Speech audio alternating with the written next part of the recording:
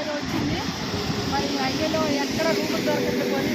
Room తీసుకొని rest తీసుకుందాం అంటే రూములు కూడా దొరకట్లేదు. ఎందుకు ఇంత కష్టపడతానంటే మా ముగ్గురు అమ్మేశారు ఫ్రెండ్స్ రూము. ఈ ముగ్గురు ఎవరంటే ఒక రణస్థలం రెవెన్యూ డిపార్ట్మెంట్లో 1990లో క్రక్కుగా జాయిన్ అయ్యి ఈ రోజున ఈ భావరాజపల్లి గ్రామం చెందిన వ్యక్తి ఈ రోజున డీలర్లకు ప్రెసిడెంట్ అయి కూర్చున్నాడు. వాడు ఇంకొక ఇద్దరు రైతులమని చెప్పి రియల్ ఎస్టేట్ బ్రోకర్ దందా చేసి వాడు రియల్ ఎస్టేట్లో వాడేమో ఎంఆర్ఓ ఆఫీస్ గుమ్మం ఎక్కనివ్వడు, వీళ్ళేమో భూమి మీదకి రానివ్వడు.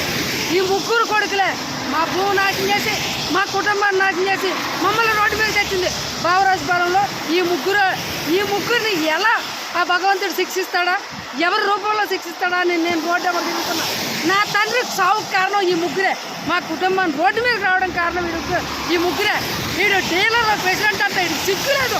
వీళ్ళిద్దరు అంటే రైతులు అంటే వీళ్ళు రైతులు ముసుగులో ఉండి రైతు బంధు పథకాలు తిని రియల్ ఎస్టేట్ బ్రోకర్లు చేసి మా భూమికి ఈ యాదవుల ముగ్గురికి ఏంటి సంబంధం?